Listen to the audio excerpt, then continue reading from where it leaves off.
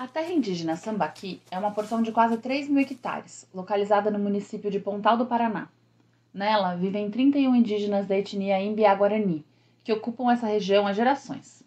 No dia 23 de março, o acesso a uma das porções da terra foi cercado por fazendeiros que disputam junto aos indígenas os direitos legais de ocupação da terra. Além de uma cerca usada para interditar o acesso à estrada, uma placa foi colocada. É uma placa do diâmetro de 1 palmo e com um pouco mais de 1 metro de comprimento, pintada de branco. Nela você pode ler: "Tá cercado, agora tem dono, não mexa." A frase é acompanhada de uma arma de fogo, desenhada pela mesma pessoa, provavelmente.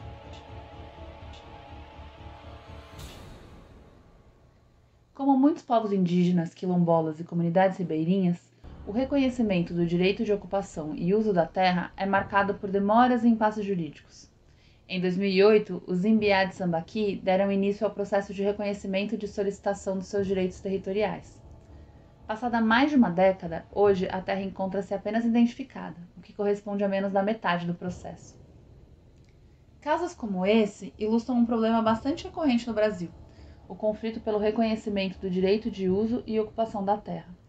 Na mesma semana em que foi feita a cerca que restringiu o acesso dos Guarani e Imbiá à sua própria terra, no município de Jacarengá, no Pará, a sede da Associação de Mulheres Munduruku foi incendiada por garimpeiros. Assim como na cerca, um recado foi deixado. Os responsáveis pelo incêndio picharam à frente da associação e escreveram: "Fora Federal, fora ONG." Em um país com um histórico de desigualdades como o nosso, em que grandes porções de terra ficam nas mãos de poucas famílias, esse é um problemão. É um problema porque, entre outras coisas, ele cria também violências e reproduz injustiças. Grandes fazendeiros versus trabalhadores rurais sem terra. Mineradoras versus comunidades quilombolas e ribeirinhas. Madeireiros invadindo terras indígenas para derrubar a floresta. São essas populações politicamente mais vulneráveis, como indígenas e quilombolas, as maiores vítimas desse fogo cruzado sem fim. As vítimas desse fogo são as próprias pessoas que reivindicam esse direito, mas também seus aliados e aliadas. A ideia de que há donos da terra diferentes daqueles que efetivamente vivem nela há gerações deixa marcas sangrentas. Essa é uma arenga em que fazendeiros disputam com comunidades locais defensores dos direitos humanos o direito de uso da terra. Mas, diferentemente da plaquinha na terra indígena Sambaqui, na história do Brasil, muitas vezes os donos da terra são marcados com sangue.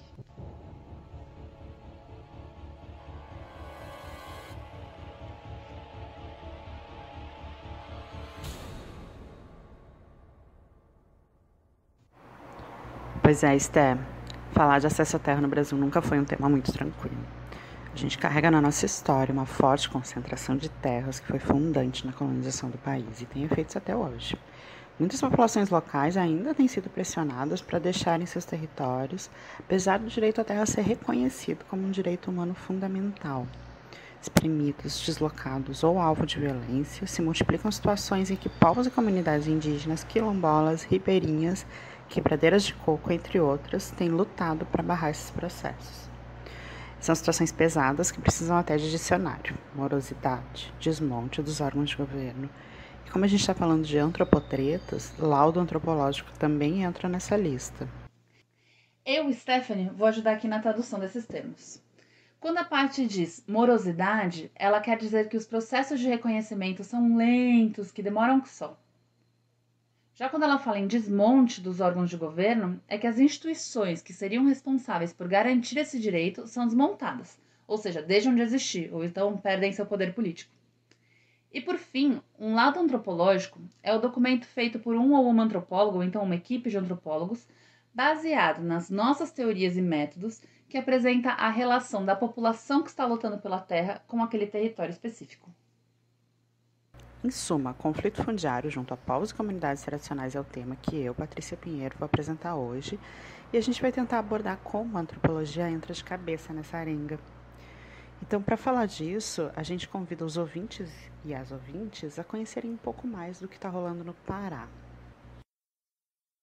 Antes da gente continuar o episódio, só um aviso rápido. Vocês já devem ter notado que o áudio está um pouco ruim. Nossa conversa com Galiza e a Luciana foi gravada em uma ponte João Pessoa-Santarém, em um dia de chuva, já que essa é a temporada de chuvas na Amazônia e também no Nordeste. Além disso, problemas com conexão à internet, por exemplo, fazem parte da realidade de muitas comunidades quilombolas. Apesar desses problemas técnicos, a gente espera que vocês fiquem até o fim, porque a conversa foi incrível. Seja muito bem-vinda, seja muito bem-vindo. Você está no Observa Antropologia.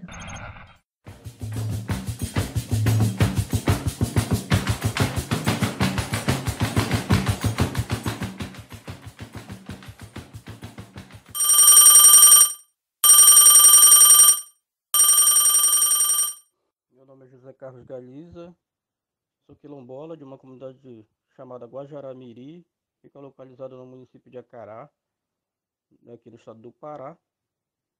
Eu faço parte da assessoria da Malungo, que é a coordenação das associações das comunidades remanescentes de Quilombo do Pará.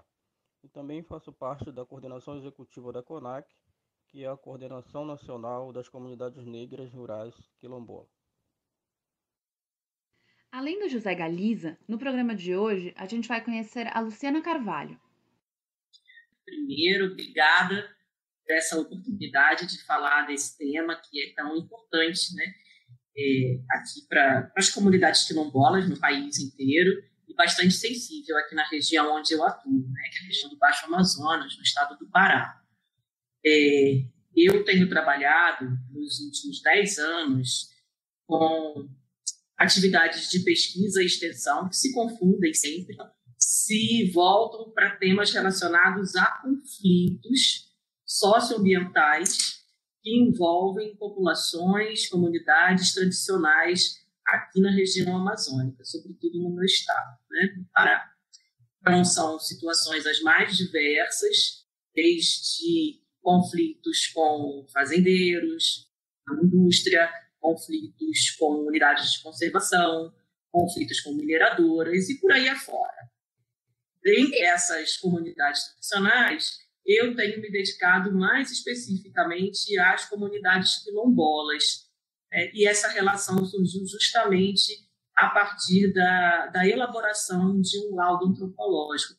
Nesse último ano, especificamente, com a chegada da pandemia aos interiores da Amazônia, às comunidades quilombolas, as minhas atividades de pesquisa e extensão em campo ficaram suspensas, e isso proporcionou uma aproximação muito grande com a Malungo.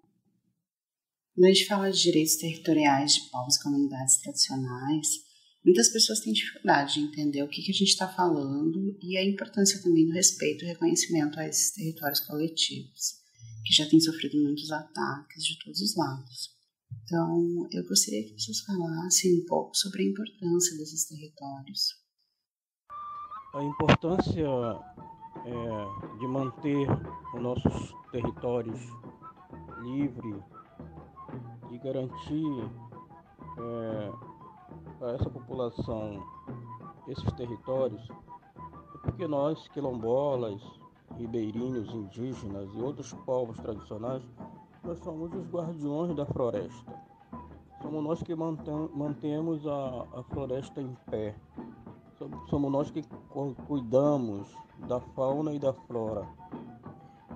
A gente sabe o que tirar da floresta, o quanto tirar e quando tirar. A gente sobrevive do que a floresta produz, então, portanto, a gente não pensa em destruir. Ali está o nosso alimento e o nosso remédio, né? O território também é um lugar sagrado, é um lugar de resistência, né, que foi deixado pelos nossos ancestrais. É um lugar sagrado porque ali está enterrado todos os nossos ancestrais, né, nos nossos cemitérios. É um lugar sagrado porque a floresta, as cachoeiras, os rios, nos aproxima do ser superior, do nosso ser superior, e também faz com que a gente consiga dialogar com esse ser superior. Então é um lugar sagrado, então por isso essa importância, né, da garantia do direito desses territórios para esses povos, e principalmente para os povos quilombola. Eu sempre costumo dizer que nós somos que produzimos comida de verdade, porque a gente produz alimentos saudáveis para nós e para as cidades, porque que tudo que a gente produz sem agrotóxicos, sem adubo químico. Então as pessoas podem se alimentar da nossa produção que não vai ter nenhum problema com a sua saúde. Então a pessoa pode tomar um açaí, a pessoa pode comer a macaxeira, o cupuaçu. Estou falando mais da minha região aqui, né, que tem muitas dessas frutas regionais. Então as pessoas podem se alimentar dessas frutas e do que a gente produz, que não tem nenhum veneno, digamos assim.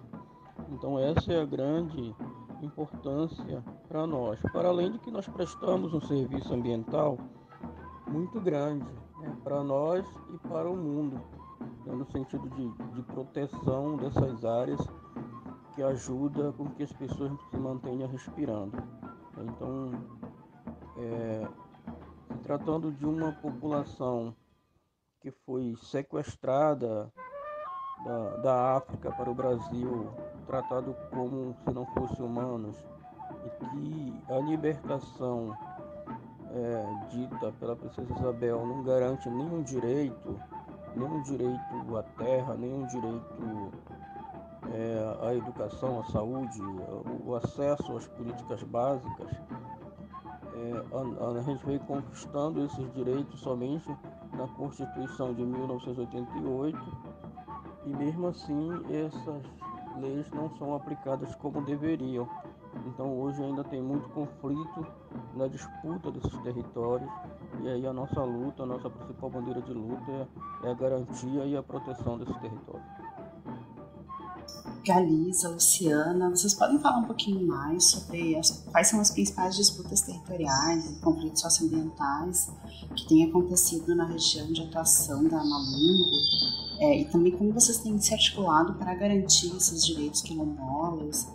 Como vocês acham que a antropologia tem passado por essas articulações? Como a universidade tem atuado nesse tipo de situação? É importante, na realidade, dizer que o Pará é o estado que mais titulou terra de quilombo, tem a maioria das terras tituladas. Isso foi uma luta da organização quilombola do estado do Pará, da Malungo, onde que a gente conseguiu convencer o governo do estado a fazer legislação própria, né, com relação à titulação de territórios quilombola das áreas que incide nas terras públicas estaduais. A gente conseguiu convencer o governo na época da importância da proteção dessas áreas protegidas ambientalmente falando, e a gente criou um grupo, né, uma organização forte para fazer os enfrentamentos. Porém, há uma disputa, por exemplo, está chegando grandes projetos que vêm impactando esses territórios, e muitas das vezes os territórios já titulados, né, que são ferrovias, que são linha de transmissão de energia, que são minerodutos, bem, muitos outros projetos, portos, que vêm sendo instalados na região, e isso vem impactando muito a vida das pessoas, né, das comunidades. E a nossa grande luta é que o governo, que essas empresas respeitem a legislação. A Convenção 69, por exemplo, que garante que essa população seja feita consulta prévia, livre e informada, né? E todas as outras legislações, o Decreto 4887, enfim, todas essas outras legislações devem ser respeitadas, e para que essas pessoas não sofram. Geralmente, quando essas empresas quando esses projetos chegam nas áreas quilombolas, eles vão tratando como se as pessoas não fossem humanos realmente. Eles vão tratando como se a vida que está ali não tivesse importância nenhuma. Eles vão tratando como se todos esses anos, séculos aí que passamos protegendo não valesse de nada. Então é necessário que se tenha uma visão bem mais ampla no sentido da defesa, e a gente vem buscando isso através de parceiros, e enfim, vamos lutando aí para tentar garantir esses territórios, mas são áreas muito conflituosas. Claro, com as suas especificidades, mas a gente consegue pensar no Brasil todo, né, com essas situações de conflitos, com essas situações do agronegócio avançando em cima de territórios, né, cada vez mais pressionados, e situações de violência, né, como a própria experiência que Galiza trouxe em relação ao seu território, né. O Pará é um estado de conflitos, né, eu diria. Em cada uma das suas regiões há a reprodução de conflitos semelhantes.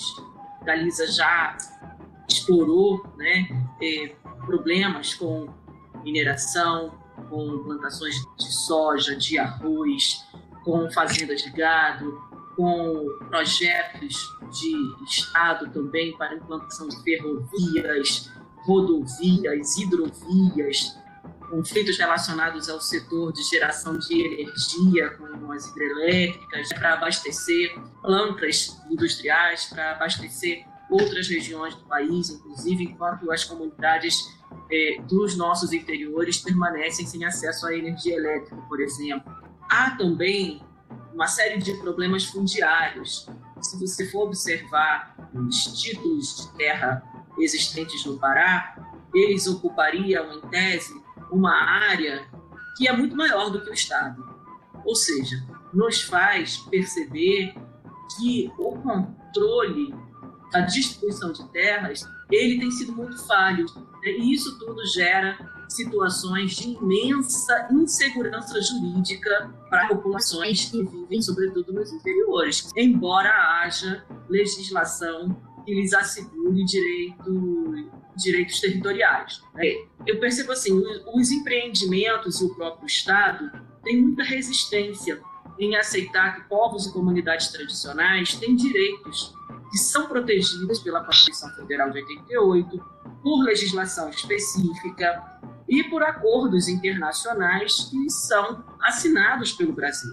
Tanto estados como empresas resistem, refutam, protelam tanto quanto podem a realização, a efetivação dos direitos dessas populações. Por exemplo, eu vou citar o caso da consulta prévia livre informada que se baseia na Convenção 69 da Organização Internacional do Trabalho.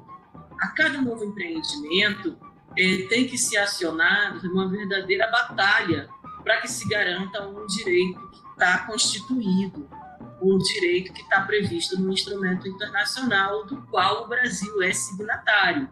Então, se tem uma dificuldade, né, estou chamando aqui de dificuldade, mas na verdade não é bem dificuldade, é uma resistência mesmo, uma negação de reconhecer que povos e comunidades tradicionais são sujeitos de direitos. Bom, no caso das comunidades remanescentes de quilombos, comunidades quilombolas, para além dessa resistência de reconhecer seus direitos, tem um fundo histórico de racismo, de desconsideração moral, de desconsideração das pessoas, de desconsideração dos sujeitos da cidade. A gente pode, de alguma maneira, trabalhar junto das articulações, organizações locais, por caso dos quilombolas e de outras comunidades tradicionais. A gente pode trabalhar no sentido de fazer perceber à sociedade mais ampla a importância dos territórios que são ocupados por essas pessoas, por essas comunidades. Afinal de contas, são pessoas que têm direito à vida, são pessoas que têm uma história particular dentro da história da humanidade. Essas populações têm uma importância imensa para a conservação da biodiversidade. Então, acho que a universidade pode trabalhar nesse sentido de esclarecimento, de informação da sociedade mais abrangente, pode trabalhar, pode e deve trabalhar na formação de profissionais sensíveis a esses aspectos, profissionais que estejam atentos à dimensão de direitos que está envolvida no relacionamento com esses povos e comunidades tradicionais e pode atuar diretamente no assessoramento, no aconselhamento e até mesmo na proposição de peças, de relatórios que tenham alguma capacidade de intervir no plano jurídico e administrativo.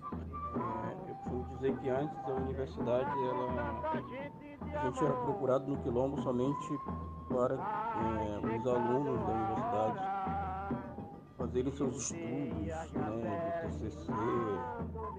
Então esses alunos, esses discentes desciam para as comunidades quilombolas e exploravam as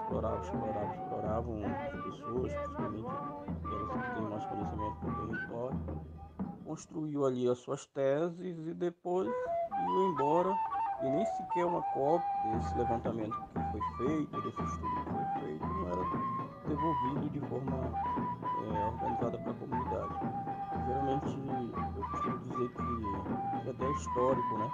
Então a gente tinha uma grande preocupação com relação a isso, uma exigências e tal. Então hoje isso melhorou sim. A Universidade Federal do Pará, graças à nossa luta, criou em 2012 um processo seletivo especial para quilombola, né, que chama de vestibular quilombola do Estado, e aí a gente acessa, né, a universidade através dessa chamada, né. Também as clínicas jurídicas também atendem, né, monitorando o processo de titulação de terra, enfim. A antropologia, né, tem muitos estudos, e também, né, através da cartografia social, que tem várias comunidades quilombolas já têm a cartografia social.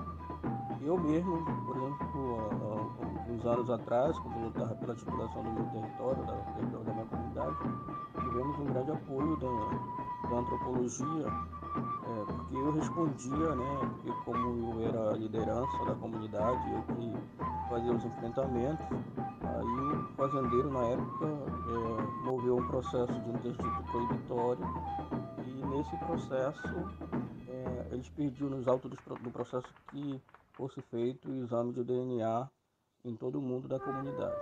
A gente considerou um ato de racismo, né, de discriminação. Acredito que também foi porque a gente colocou, quando criamos a associação, a gente quis fazer uma homenagem ao Zumbi dos Palmares, e aí a gente criou a Associação dos Remanescentes de Quilombos Filhos de Zumbi. A gente deu essa frase aí, Filhos de Zumbi, como um nome de fantasia da nossa associação. Acredito que os assessores jurídicos do advogado lá queriam que a gente provasse que a gente é filho de zumbi mesmo. Mas assim, os estudos antropológicos, né, que foi feito aqui pela Universidade Federal do Pará, pelo Maia, ajudou muito no processo, inclusive nesse processo de interdito proibitório, que a gente conseguiu vencer o processo, né, a gente conseguiu ganhar. Pois é, eu sou Damiana, da comunidade quilombola Santa Teresa, aqui em Corema, na Paraíba.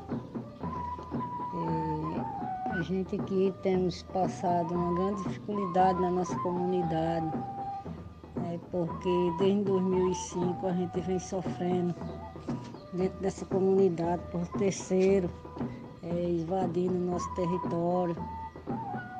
A gente já levou os conhecimentos dos órgãos, mas até agora a gente não teve nenhum retorno. E cada dia que passa a gente está perdendo nossos espaços, porque os terceiros invadindo todo dia, e até aqui não foi tomada nenhuma providência ainda, né? E aqui a nossa dificuldade é muito grande, muito mesmo. A gente temos procurado ajuda de todos os jeitos para ver se ajuda a gente a resolver as situações, mas é difícil, não é nada fácil não. Muito difícil mesmo, né? Como vocês visualizam esse cenário, tanto do norte, mas também brasileiro, atualmente, nós das comunidades quilombolas e o enfrentamento da Covid-19? Vocês perceberam algumas ferramentas de conflitos diante da pandemia? Na realidade, as comunidades quilombolas, a população quilombola, a população negra, de forma geral, tem doença que atinge mais essa população, como anemia falciforme, como pressão arterial, né? As pessoas têm muito, e aí por conta disso tem problemas de AVC, tem vários casos de hanseníase nas comunidades, em algumas comunidades. A hanseníase é uma doença da pobreza, né? Então tem muitas comunidades onde a moradia é muito precária, ainda com muita pouca condição de higiene, bem, diversas outras doenças que essa população é mais acometida. Então, quando chega a pandemia, essa população acaba ficando mais vulnerável, né? Essa é uma questão. Quando a doença chega, quando já tem esses casos, tem alguma doença crônica, né, digamos assim, esse é um grande problema para essas pessoas, para essas comunidades. Isso a gente teve já uma perda significativa de quilombolas para a Covid. Por outro lado, o sistema de saúde, isso já é difícil nas capitais, nas cidades.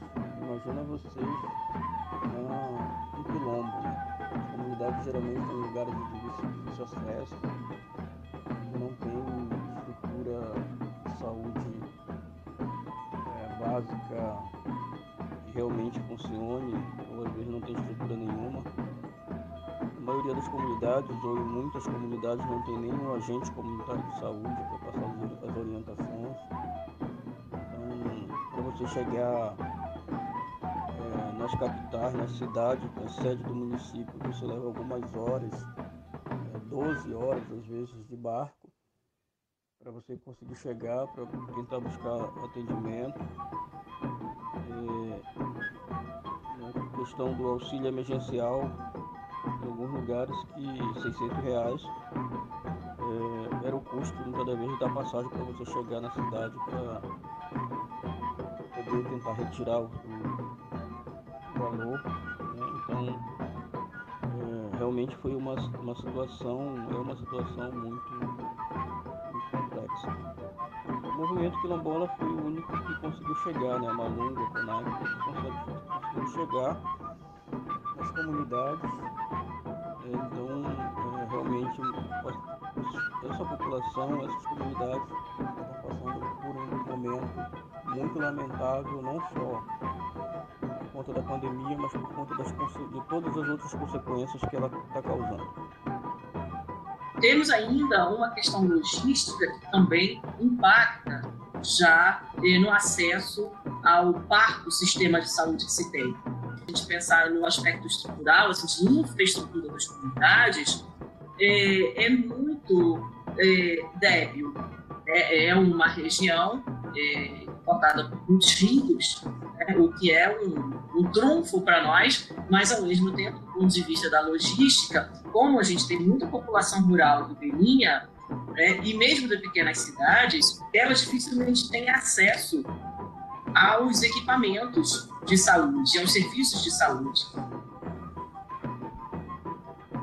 Sou Érica Monteiro, sou do Quilombo de Tanquamiri, no município do Acará, e eu trabalho na Malungo, que é a coordenação das associações das comunidades remanescentes de Quilombo do Pará. Enquanto as famílias quilombolas se resguardavam dentro de suas casas, as grandes empresas, os grandes projetos, não respeitando nenhuma orientação de saúde, adentravam dentro dos quilombos para continuar passando com suas boiadas, né? Então, as comunidades quilombolas, na sua grande maioria, se organizaram e construíram algumas barreiras sanitárias, impedindo com que pessoas que não fossem da comunidade adentrassem entre os territórios. Porém, isso não vingou por muito tempo.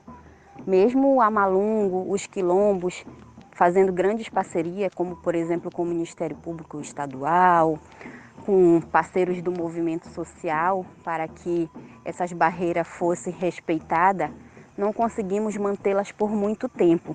Então, as grandes obras, os grandes projetos entraram na nossa comunidade, em algumas, não respeitando nenhuma orientação, e continuaram com suas obras, com seus projetos. Enquanto a associação estava sem poder atuar as obras estavam passando. Isso gerou um conflito muito grande com a associação, porque não tinha condições de sair para reivindicar os seus direitos, enquanto isso as empresas passavam. Porém, a gente sabe que elas têm o apoio de um governo de estado, né? Então, a nossa situação já é difícil, ficou muito mais complicada com a pandemia. Durante esse período, tivemos fechamentos de escolas no campo, em especial escolas em comunidades quilombolas. E aí algumas associações tiveram que deixar de se prevenir para sair e reivindicar o seu direito, como foi o caso da Associação de Pitimandeua, que teve sua escola quilombola fechada, porque aparecia no sistema como uma escola de educação do campo. Então, precisamos sair e a luta para reivindicar nossos direitos. Outras empresas, como por exemplo a Equatorial Energia, adentra dentro dos quilombos, causando um impacto direto nas comunidades, nos ramais, na floresta, com a interação de funcionários com próprias famílias da comunidade. Então, nesse período, essas questões de obras foram bem complicadas, foram muito difíceis. A gente está tentando superar, estamos aprendendo a lidar com tudo isso, mas acredito que ainda passaremos dias difíceis ainda com todo esse projeto de Estado. Mas graças a Deus, hoje em dia, está mais controlado, a vacina já chegou para o público de 60 anos para mais e está nos dando um fôlego a mais, né? Uma esperança de que tudo isso vai melhorar. Em relação à sua pergunta, sim, há um acirramento de conflitos. E, ao mesmo tempo, processos de licenciamento ambiental não param, né? E a gente tem, nessa experiência de 2020 para cá, visto até órgãos de governo sugerindo a liberação, né, dos empreendimentos, ou sugerindo também a realização de consulta prévia, livre e informada por meio remoto, por meio virtual, sabe? Então, assim, diante desse cenário, os conflitos se acirram. Me parece, Luciana e Galisa, que a gente está vendo, né, muito intensamente algumas pessoas passarem a boiada, né? Aquela expressão usada pelo ministro do Meio Ambiente, justamente de, por um lado, dificultar os mecanismos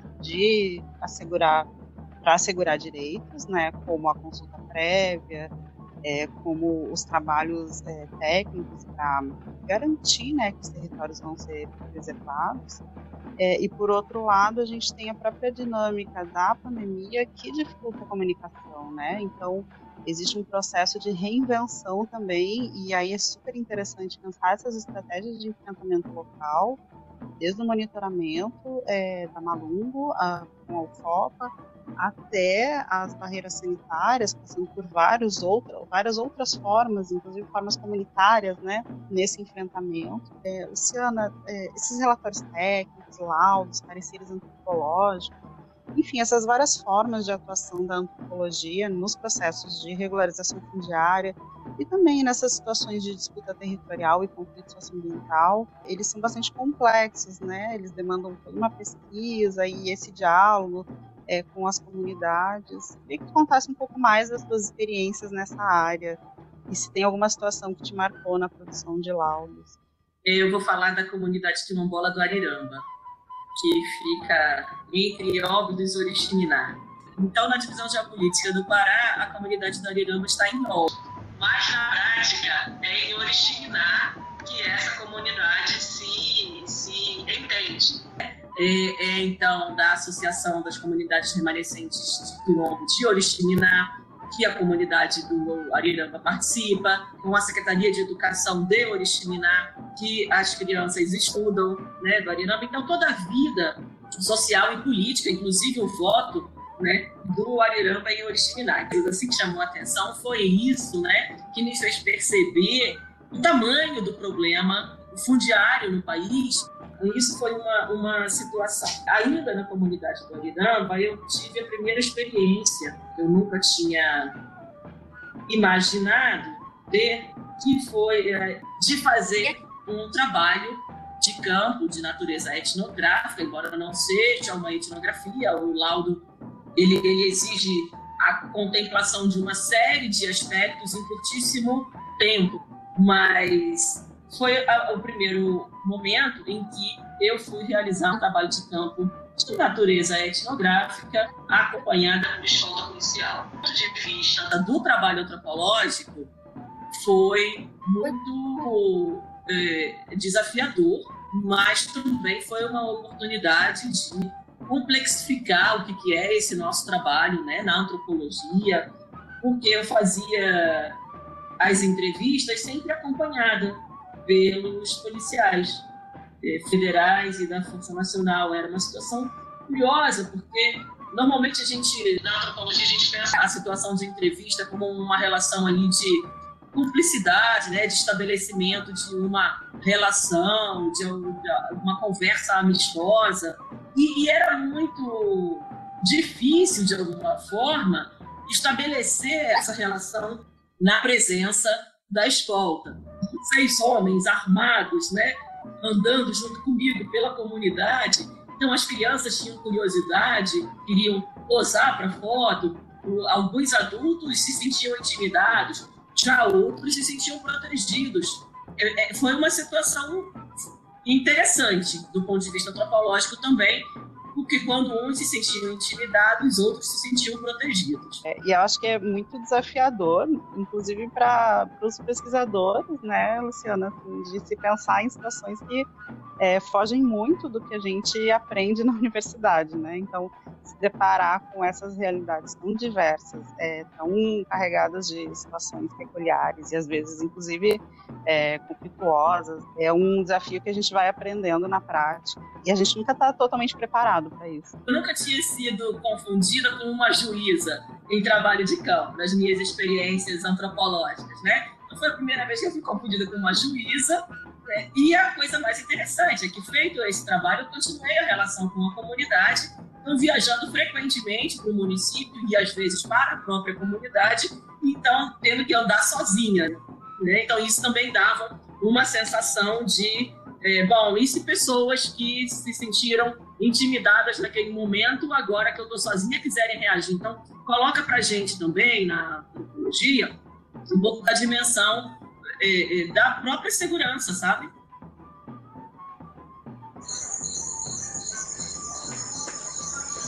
Boa noite.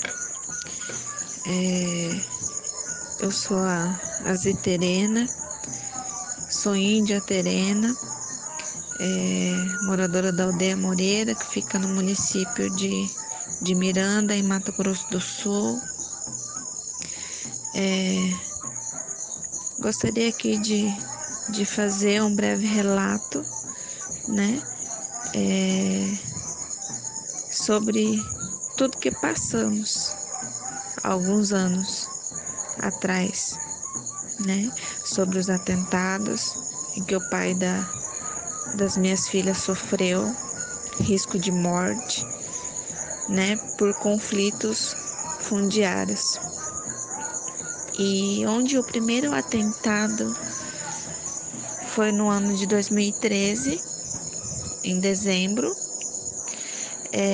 mais ou menos o mês, em dezembro, né, em que atentaram sobre a vida dele, tentando queimá-lo, né, dentro do carro. E alguns meses depois houve o segundo atentado, né? Alguns meses depois, em que atiraram, né, sobre a vida dele.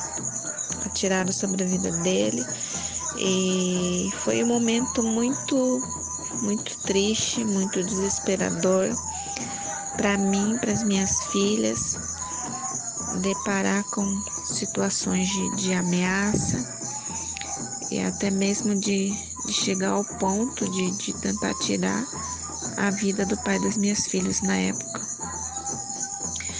Por muito tempo tínhamos medo de sair, tínhamos medo de mandar as crianças para escolas, de sairmos juntas no mercado, nas lojas.